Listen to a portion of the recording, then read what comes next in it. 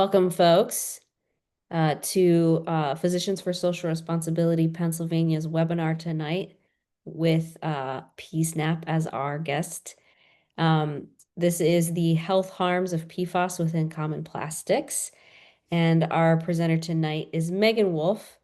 Megan is an organizer and subject matter expert on plastics and health.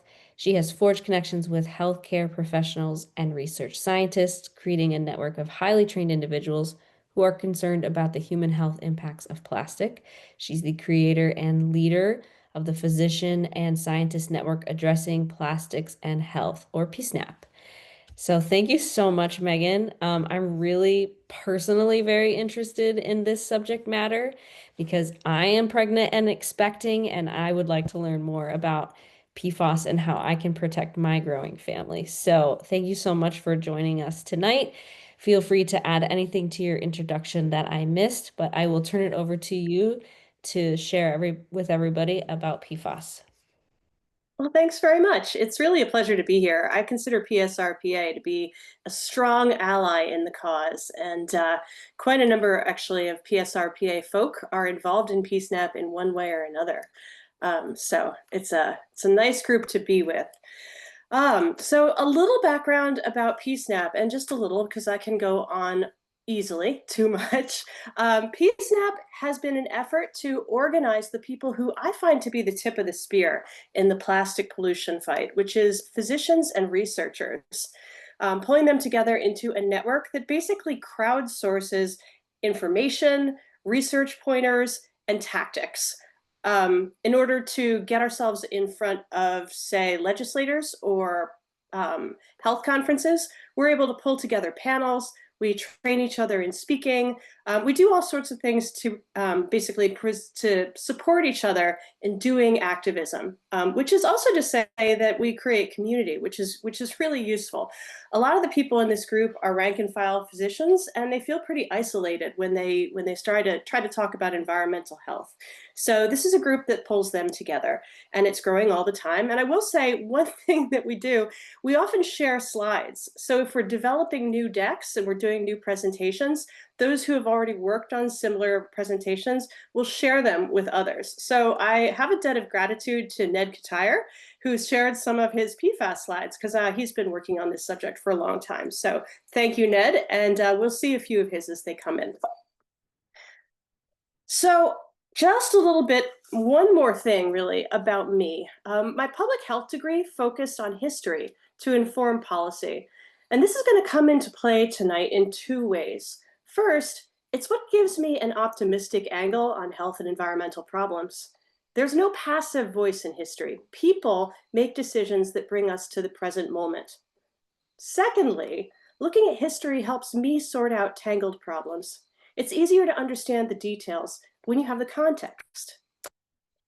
So as you said, I am a plastics subject matter research. So what am I doing talking to you guys tonight about PFAS? Well, because plastic is a highly chemical product, PFAS are a part of it. Like so many other chemicals used in plastics, PFAS are highly understudied.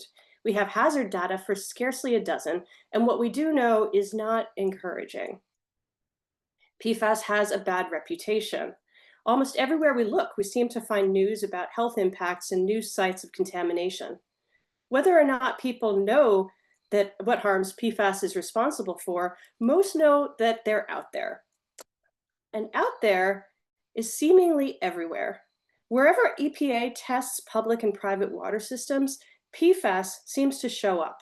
Military sites around the country have been contaminated, as well as airports where firefighting foam was used. If you see areas that have no dots on this interactive map from Environmental Working Group, it's most likely because the EPA hasn't tested that area yet. Humanity has put so much PFAS into the environment over the last several decades that it can be measured in rainwater all around the world at levels greatly exceeding healthy water standards. In fact, it's hypothesized that environmental contamination by PFAS exceeds the safe operating space for humanity. What is PFAS? Well, it's per and polyfluoroalkyl substances. Let's get into that. The question is complicated by the fact that PFAS is not just one substance, but many. It's an entire class of chemicals, with new ones emerging constantly. Depending on which source you ask, there can be as many as 7.4 million chemicals in the class, or as few as 1,200. The number I hear the most often, though, is around 15,000, which is the figure recognized by the EPA over and above the TSCA inventory, which you see down here is much smaller.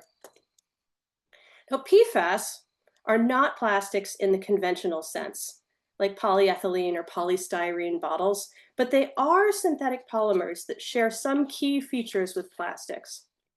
Ordinary plastics are hydrocarbons derived from petroleum and natural gas, which are themselves hydrocarbons. The per and polyfluoroalkyl substances have swapped out their hydrogen atoms for fluorine.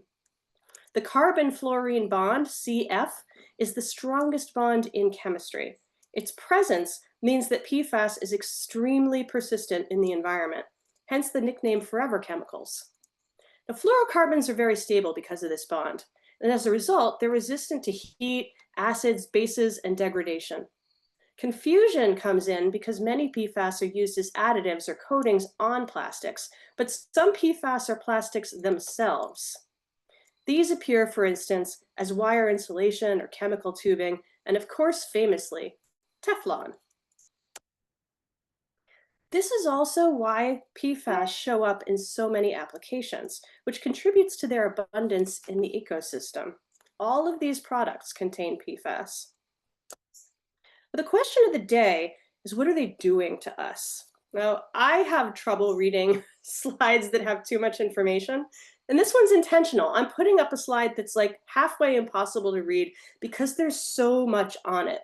And I'm using this because in my own reading about PFAS, I find that the health harms associated with the chemicals are so abundant that they tend to blur together, not only with each other, but with other petrochemicals involved with plastics production, like bisphenols and phthalates. Looking down the right-hand side of this column, we see everything from cancer to ulcerative colitis. It's hard to keep it straight, and it's harder still to understand how one class of chemicals can do such an array of damage. But PFAS has a history, and the details can help to make that damage clear. Now, as a historian, I think telling it can help illuminate what is and what it is and what it does, and also how things came to be this way. This can also help us understand how to solve the problem. Our story begins with the element fluorine, which is highly reactive and widely considered to be one of the most feared substances known to science. It's so reactive that it's sometimes referred to as Lucifer's gas. It bursts into flames in the presence of water. It burns through virtually everything: glass, wood, concrete, steel. The early chemistry pioneers who tried to work with this from the 1700s to the 1900s had a very high mortality rate. But in the 1930s, chemists at DuPont had managed to synthesize it into the refrigerant Freon that was then being produced by Frigidaire. This was emboldening. In 1938, a chemist named Roy Plunkett, this guy, at the DuPont plant in Deepwater, New Jersey, was trying to create another refrigerant involving fluorine when he successfully created a brand new substance. This compound was called tetrafluoroethylene, or TEF, and it was a polymerized version of what he'd expected to be a gas. It was waxy, it was white, it was slippery to the touch, and it also refused to melt even under an electric arc, nor would it dissolve. Plunkett tried acetone, ether, alcohol, hot water, pyridine, nitrobenzene, sodium hydroxide, and concentrated sulfuric acid. It would not dissolve. This new substance had uncanny strength and heat resistance. It repelled water and grease. It stood up to chemicals that ate almost anything else. And it became the building block from which the first major PFAS product, polytetrafluoroethylene, brand name Teflon, would eventually be made. Now, PFAS compounds came in handy sooner rather than later. In 1939, as World War II consumed Europe, scientists in the United States voiced concern to President Roosevelt that the Nazis could be developing an atomic bomb. As work began on the country's own atomic program, it became clear that the filters, seals, gaskets, and pumps of a nuclear device would need to resist extreme heat and highly corrosive gas fuels. DuPont swung into action to manufacture those parts, and it utilized its PFAS compounds. By late 1949, it employed over 1,000 workers at the Chambers Works site in New Jersey to produce them. That's this site down here. But this was wartime exigency, and fluorocarbons were new. Their hazards were poorly understood, though the damage was immediate. Those who worked with fluorocarbons in factories dealt with frequent fires and explosions, and employees were frequently hospitalized with breathing problems and chemical burns. That was inside the factory. The damage outside was serious too. Prevailing winds carried fumes and dust into the surrounding communities, where these photos were taken around that time. In 1943, farmers downwind reported pastures littered with dead cattle and chickens. They complained that fumes from the plant were burning up their peach crops. Farmhands vomited all night after eating produce that they had picked, and the damage continued for years. Now, Philip Sattler was an analytical chemist, and he investigated the reports and noted that practically all the vegetation in the nearby communities and the orchards had been damaged, and that the windows of the nearby elementary school had been corroded. In lab analysis, he identified immense levels of fluorine in samples of fruit, leaves, and human and animal blood that had been collected in the region. Now, this was not the point at which officials began to pay attention to health concerns. Instead, Manhattan Project officials feared that civilians would sue and the government would have to pay damages.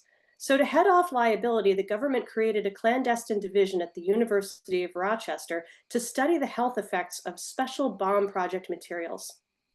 It was intended in part to strengthen the government's interests by generating data useful against medical legal challenges. When the Manhattan Project Medical Division requested Teflon samples, DuPont refused to supply them.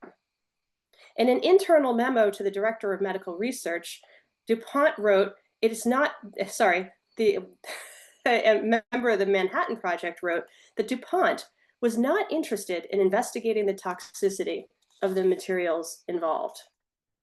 A telegram from a Manhattan Project district engineer elaborated in February. DuPont, he said, is reluctant to release samples of their own commercially produced material since several of the components thus far give good promise for commercial use. So they're preserving their commercial market here. And those markets and those uses were abundant. When the war ended, plastic became an important part of post-war consumer culture. Companies scrambled to find new markets and new life for all kinds of synthetic materials. Poison gases became pesticides, explosives became fertilizer, and so on. The fluorocarbons found new applications too. In 1950, chemists at DuPont mixed PFOA with TFE to synthesize Teflon, or commercial Teflon, and a star was born. In 1956, 3M launched PFOS as Scotchgard, which made fabric and upholstery resistant to stains and grease. Is this stuff toxic? Well, yes. Despite its potential, DuPont did not begin marketing Teflon for use in home cooking until 1961. Why did the company wait so long? Because its own doctors were concerned about its toxicity. Inside the plant, workers exposed to Teflon fumes developed what became known as Teflon flu. This was temporary, but it was characterized by fever and chills, headaches, coughs, chest tightness, muscle aches, and malaise. The tests in the lab showed that this was not a fluke. In 1954, scientists exposed dogs, guinea pigs, rabbits, and mice to Teflon fumes and found that most died within minutes. Under dissection, they found diffuse generation of the brain, liver, and kidneys. Industry scientists were seriously concerned, and they expected the passage of strict new regulations that would make it impossible to market Teflon as cookware. But the legislation that they feared, an amendment tightening the Federal Food, Drug, and Cosmetics Act, passed Congress in 1958 with giant loopholes. All the chemical ingredients of Teflon were grandfathered in and didn't need to be tested, so the cookware could go to market. It went straight to Macy's. But even so, alarm bells continued to sound. In 1964, DuPont's chief toxicologist noted that lab animals exposed to PFOA developed enlarged livers and kidneys. And he warned that the chemical should handle the company should handle the chemical with extreme care. But DuPont kept this information to itself. In 1978, 3M commissioned a study of PFOS on rhesus monkeys, but aborted the study 3 months early because all the study animals had died. On dissection, investigators found damage to the liver and digestive tract. A second study of PFOA revealed kidney abnormalities, even in animals on the lowest doses, who showed signs of immune dysfunction, including lesions to their bone marrow, lymph nodes, and spleens. The company did not disclose these findings. Now, these kinds of findings continued, some inside DuPont and 3M, and some in independent labs. They pointed in the direction of serious harm. So, how is PFAS doing all this harm? Well, PFAS typically enters our bodies through inhalation or ingestion, and they persist with us anywhere from several days to 70 years. Some PFAS molecules bind to blood proteins circulating through the body into organs and other tissues. Others are inducted into cells because of their resemblance to fatty acids. None are metabolized or broken down. Much of the PFAS in the body eventually ends up in the liver. It's then excreted slowly over many years through urine and feces. Practically everyone in the United States has measurable levels of PFAS in their bloodstream. PFAS is a systemic toxicant. It can directly damage major organs like the liver, where its list of harms is long. It increases liver weight, cholesterol, liver enzymes, peroxisome proliferation, histopathology, risk of non-alcoholic fatty liver disease, and it induces liver tumors. PFAS is also oncogenic and associated with the development of kidney cancer and also testicular cancer, along with some evidence showing a link to breast cancer. In the kidney, this may have to do with bioaccumulation. PFAS are filtered through the kidneys, leading to higher concentrations in renal tissue over time. Once there, they disrupt cell function and promote chronic inflammation. In the testicle and breast, cancer may be promoted through a combination of local tissue accumulation, immune effects, and endocrine disruption. Let's explore those latter two. Some of PFAS's effects are immunologic. There's good evidence, for instance, showing that PFAS chemicals interfere with childhood responses to vaccines. This is both true in utero and childhood. In 2012, Felipe Grandjean and Paul Wyhe found that for each doubling of maternal PFAS levels, the children's antibody concentration after vaccines was 40% lower. And for each doubling of PFAS among the children, antibiotic concentration was 50% lower. You may recall that in 2020, researchers raised concerns that PFAS might make people more susceptible to the coronavirus and less protected by vaccination.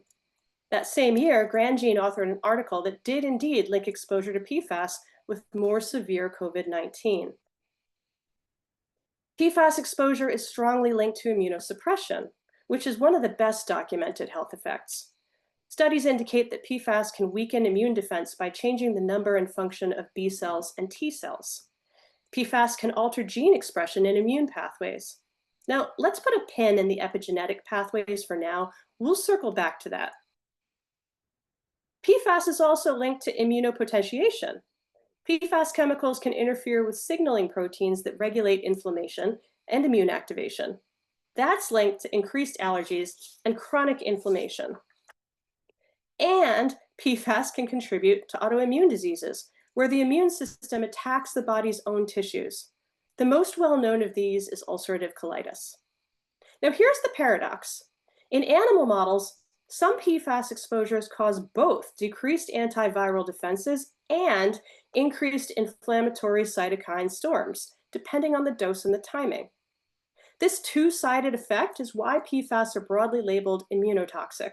They don't just weaken the immune system, they can also throw it dangerously out of balance. Oh, there's ulcerative colitis. Now, PFAS can act as an endocrine disruptor. Its effects here range from metabolic disruption to impairment of fetal and infant growth to thyroid disease and hampered fertility. This enormous range of impacts raises skepticism in people who aren't familiar with endocrine science. So let's get into that a little. A lot of you in this audience probably know this, but as a refresher, we'll bother with this. The endocrine system is a network of glands that create and releases hormones. Estrogen, testosterone, melatonin, and insulin are some of the more familiar ones. The network regulates all biological processes in the body from conception through adulthood and into old age, including the development of the brain and the nervous system, the growth and function of the reproductive system, and metabolism, mood, blood sugar levels, and the immune system, among others. When endocrine disrupting chemicals impact our bodies, they affect necessary systems throughout.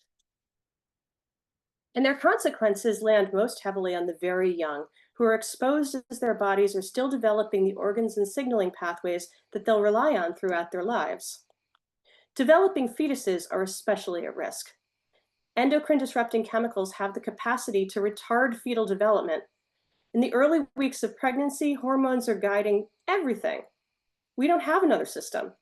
So minute exposures to EDCs, endocrine disrupting chemicals, can send development in a lot of ways.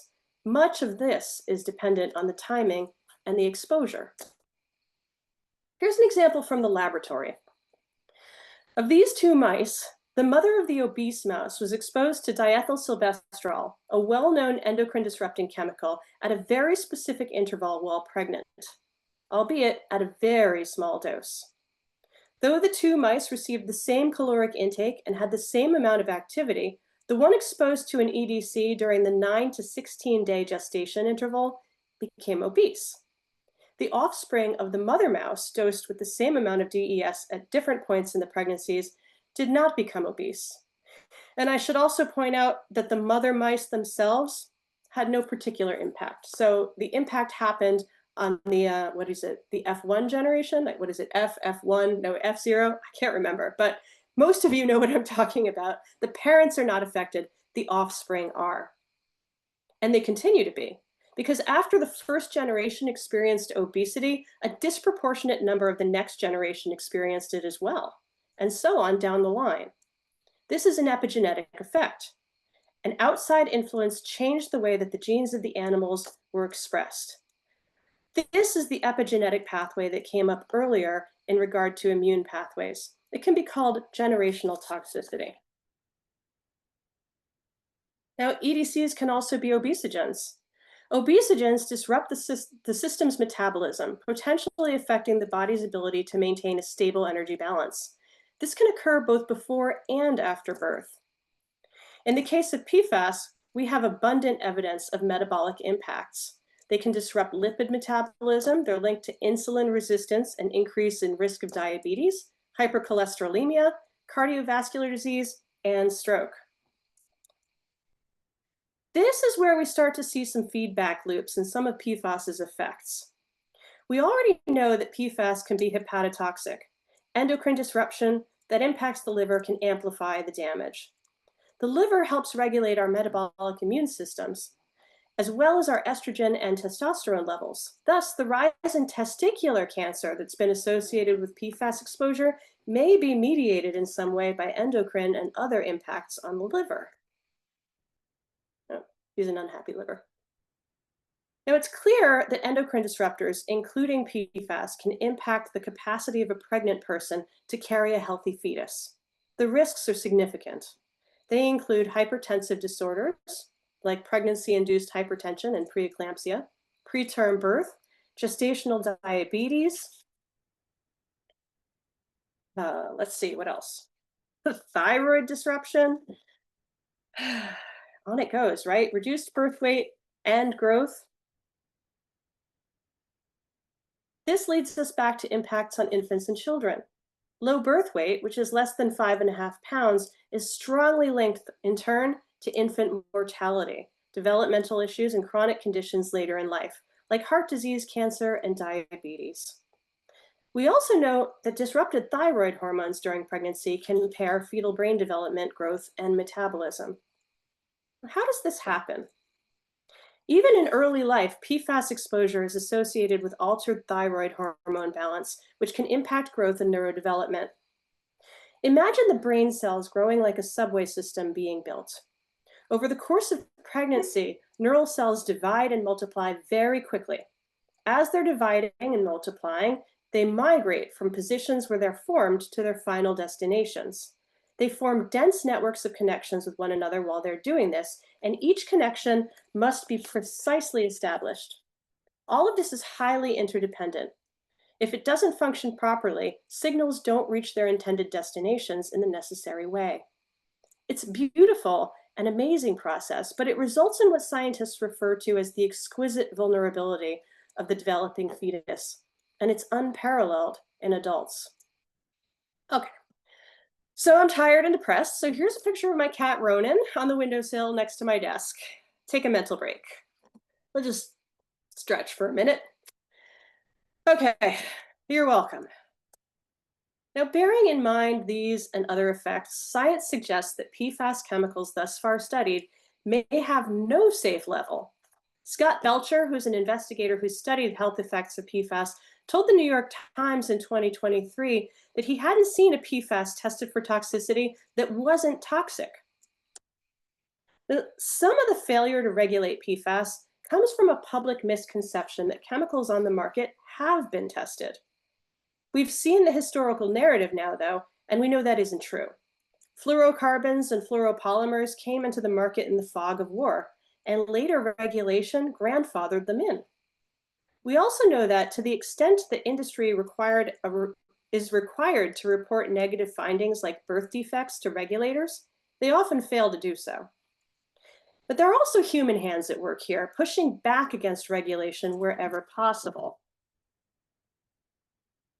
One of the most significant of these was Dr. Robert Kehoe. He was an industry-backed toxicologist who worked for General Motors, DuPont, and the Ethel Corporation in the 1920s to the 1960s, and he defended leaded gasoline against its detractors in the 1920s. Kehoe headed off regulation that decade by insisting that some amount of lead in the body was natural. Now, we know that's not true. We know, going back to antiquity, that lead is toxic. But Kehoe argued that blood lead levels were not proof of industrial contamination, but rather that a person was living within the normal lead-bearing environment. Because there wasn't conclusive proof, he said, that leaded gasoline was to blame for lead poisoning, regulation was premature. He also argued that a product as economically beneficial as leaded gasoline should not be, as he said, thrown into the discard on the basis of opinions. Now, this became known as the Kehoe Rule, and it had two significant characteristics. First, it placed the burden of proof on independent scientists and public regulators. If the finding was inconclusive or contestable, then the substance would still be allowed, and every last substance would need to be tested individually. Second, the Kehoe Rule balanced the interest of protecting public health against economic benefits. This was a value that Kehoe carried across his career, and he used it to defend numerous other hazardous products. And the argument has held water ever since he coined it.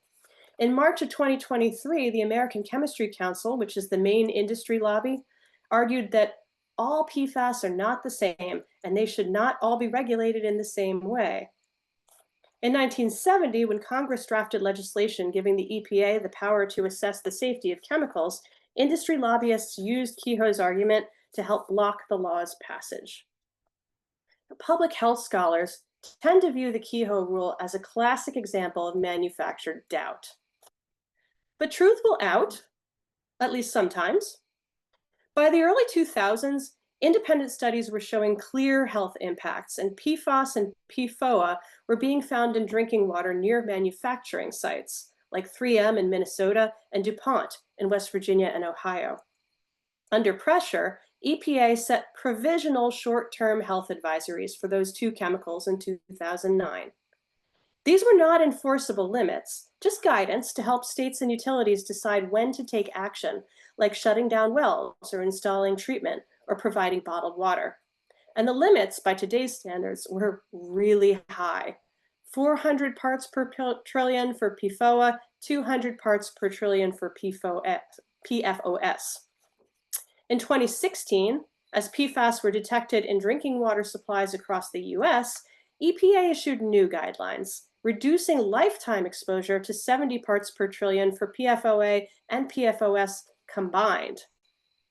And then in 2022, in reaction to immune system and vaccine response data, EPA again lowered levels to PFOA at 0.004 parts per trillion and PFOS at zero point zero 0.02 parts per trillion, very close to zero. In April of 2024, many of you will remember the passage of the Safe Drinking Water Act. This was the first time the EPA had adopted national, legally enforceable drinking water standards.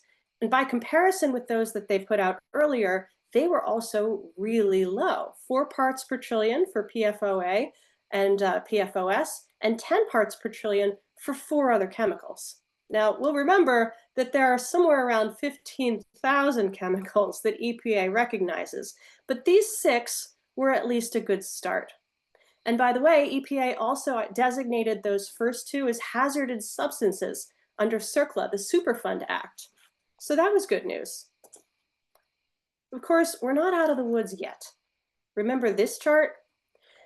There are PFAS in many, many common products. And of course, in Pennsylvania, we find PFAS here. According to EPA, tap water accounts for only 20% of a person's overall exposure to the chemicals. We also eat them, inhale them, and rub them on our skin.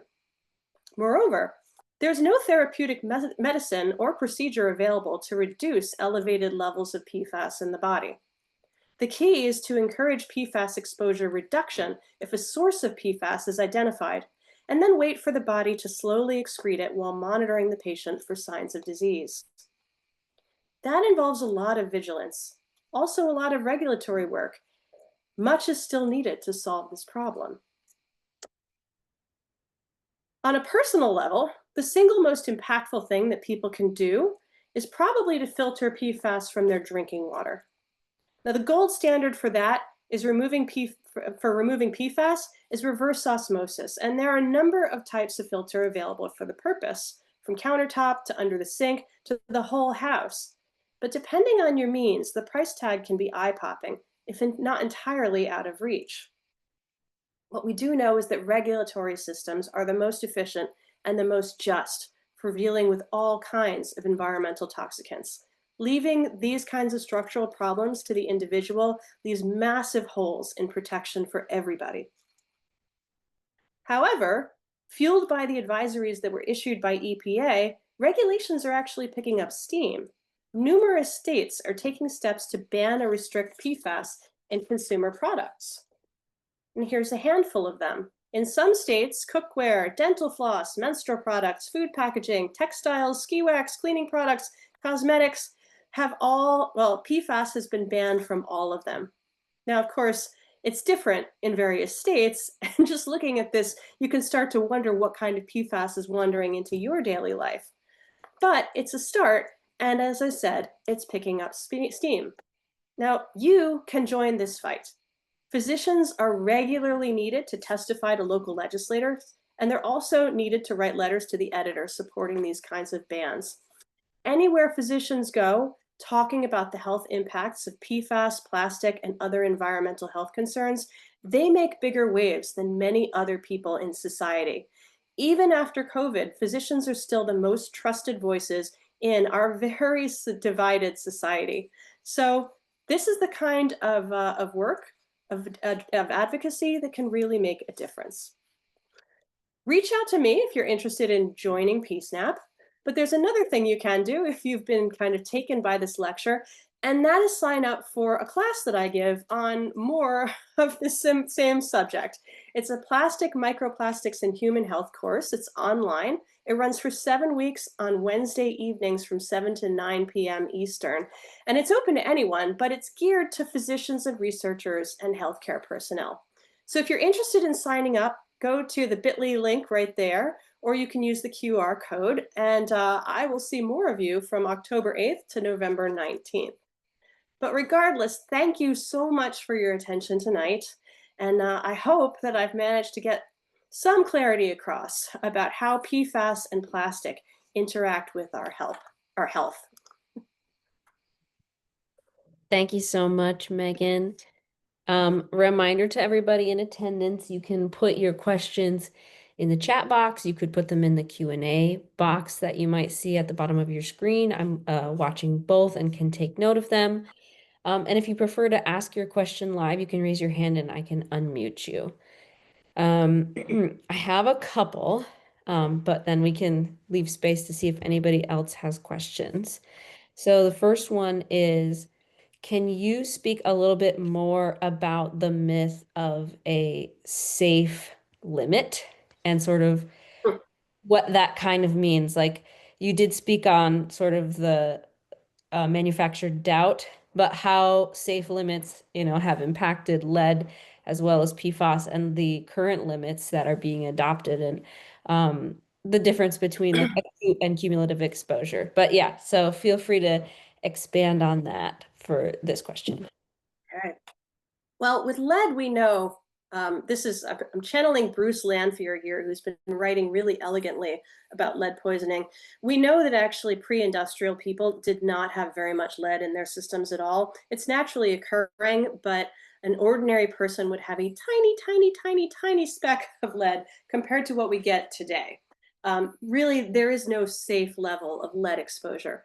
With synthetic chemicals, it's even more, I would say, in your face. It's more apparent. These are not substances that were available in nature as we evolved to be in our ecosystem. They were created in labs, and frankly, our bodies have not adapted or evolved to be able to handle them. The better our investigation techniques get, the more that we're able to identify where there is PFAS, the worse the picture gets. So this research has been going on for decades, but it's getting stronger and stronger, and it's becoming increasingly convincing as the data piles up and as the mechanisms just for surveilling it get better and better. Thank you so much. And we have a comment from Ned saying, I strongly recommend Megan's class. You will. I'm going to put the link to PSNAP's page in the chat again, so folks have it as well as in the Q&A box. The next question I have is from John. Any chance some sort of radiation treatment can break the forever bonds in synthetic plastic? Not really. um, they're incredibly strong. I talk to chemists a lot actually about plastic and what happens. Does it just keep going down to nano, nano, nano? Is there a point where it ever mineralizes and goes back to its essential elements?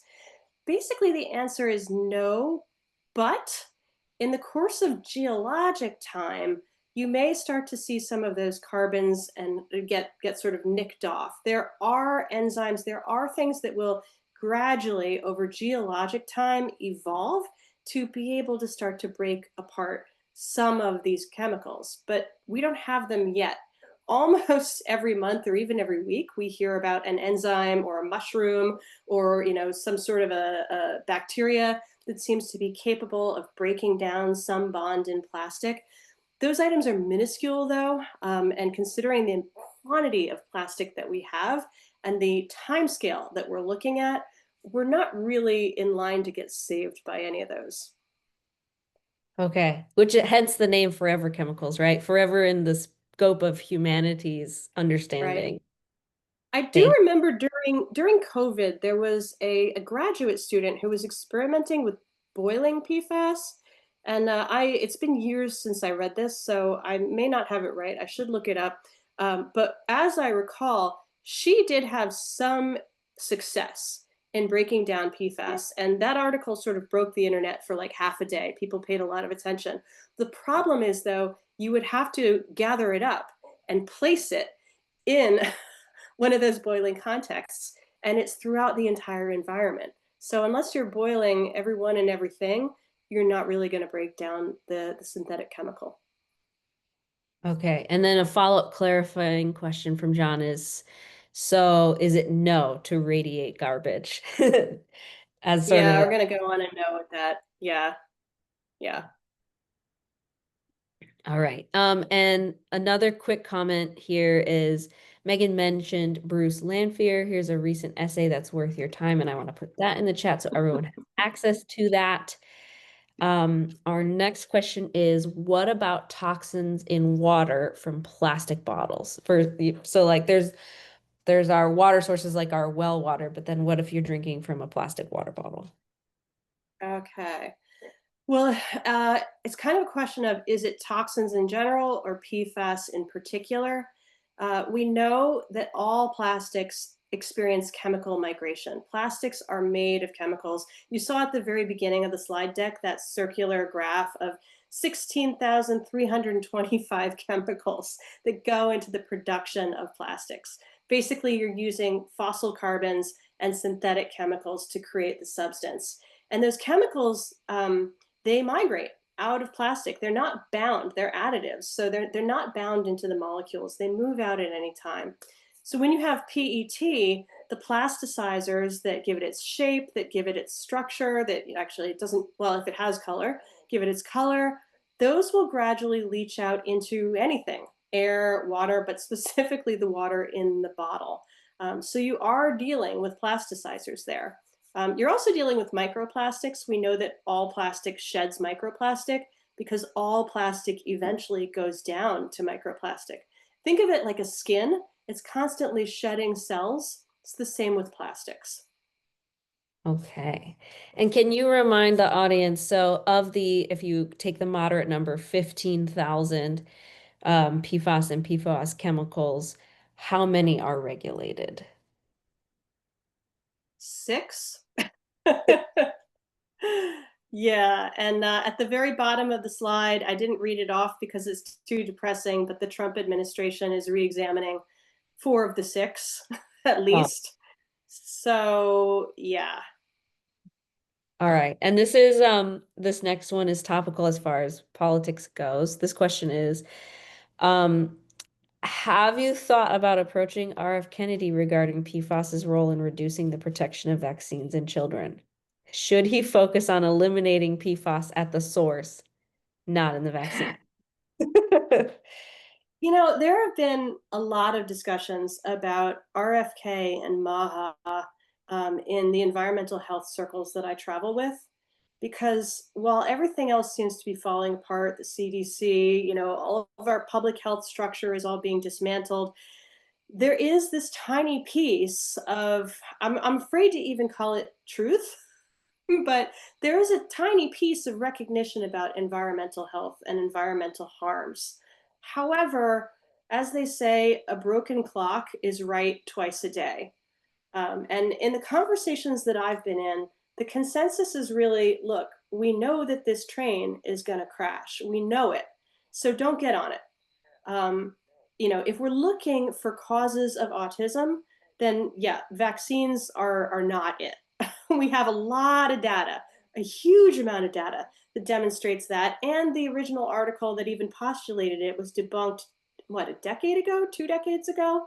We do know, though, that things like phthalates and bisphenols are correlated with elevated rates of autism or autism spectrum disorder. So that's a good place to start looking if you're actually trying to address autism.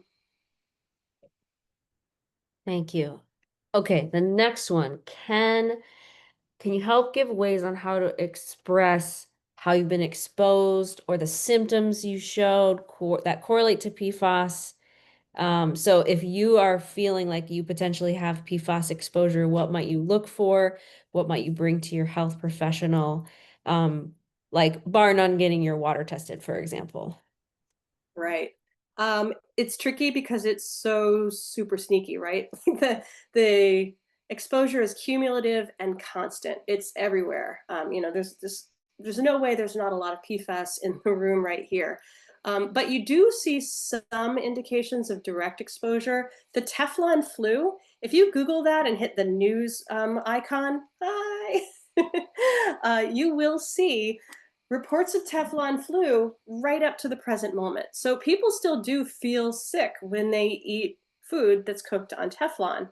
Um, then there are sort of the disease clusters. My favorite book this summer, I'll hold it up, we'll see if even with my, there it is. No, I have to change my background in order to You're all be good. able to show. Tell us the name and I'll make sure to put a link in the chat. All right. So this is called They Poisoned the World, Life and Death in the Age of Forever Chemicals. And it's by Mariah Blake. And I took a lot of stuff for the lecture tonight from this book. She follows the people in Hoosick Falls, New York, where a Teflon factory heavily polluted the town. And she talks about some of the clusters of disease that people in this town, which was a pretty small town, started to see. And reading the narrative started to actually make it jump into perspective. So characters in this book, their neighbors, their friends, their kids, were developing a lot of kidney cancer, a lot of ulcerative colitis, a lot of testicular cancer. Reading it as a narrative started to make it sort of become clear enough to follow what some of the most common ones are. But you also saw the rest of the lecture, which is that PFAS can sooner or later have impacts on practically every, it seems, practically every non-infectious ailment that we can present with, because it impacts so many different kinds of systems in the body, and particularly the endocrine system, which is everything. Okay. Um, Additionally, this is a question from the same person. Are everyday filters good enough or boiling water? What are the strategies if you don't have money to test for PFAS or install Yeah. like industrial level thing, which I know I haven't tested my water yet for PFAS and I need to. Yeah. So reverse osmosis is the gold standard. And if you want to do, I think if you're worried, if you have a reason to think that your water may be contaminated, getting one of the countertop ones is the first line of defense. Your drinking water should not have PFAS in it. Unfortunately, boiling water, there was that one report, but we really don't have much data that that's much better. It's reverse osmosis that's the best. Now, if you want to protect yourself, really, that's actually going to require a whole house system, which is the most expensive version, because you're also getting exposure through bathing. Think about hot water and steam. You've got PFAS that's able to cross through the skin. Generally speaking, by the way, microplastics, we don't have any evidence that microplastics themselves cross through, but the chemicals of plastics do. If you want to know whether you're likely living in a hot spot, go to that environmental working group interactive map. I'll see if I can find the link. I actually took a little dive on this summer, and I originally was planning to put this in my slide deck, and I didn't, but it's still at the end of the presentation. So I'm going to show you what I saw, because I started wondering about my own drinking water, and I looked into what it would cost to get it tested, and it was going to be 500 bucks. So I thought, okay, well, let me get serious about this before I shell out 500 bucks to get it tested, because that's actually the cost of a countertop PFAS filter with reverse osmosis. Okay, So wow. I'm coming out to you from New Paltz, New York, and let's see. There's my house. I live right here, and this site is showing, okay, there is one site nearby that has drinking water that has been identified as having PFAS. Now, I'm looking at this. I actually live right at the bottom of sort of, it's not quite a mountain, it's more of a ridge, but that ridge is the Mohonk Preserve. There's no industry. There's not much going on up here. This is mostly, preserved wildlands. And in fact, it's stewarded by a place called Mohonk Mountain House, which is a Quaker retreat that was founded in the 1800s. They have not had any particular industry going on there. But when I looked at it, I saw, oh, look at that. This is PFOS, PFOA, 2.1, 2.4. So we're already at 4.4.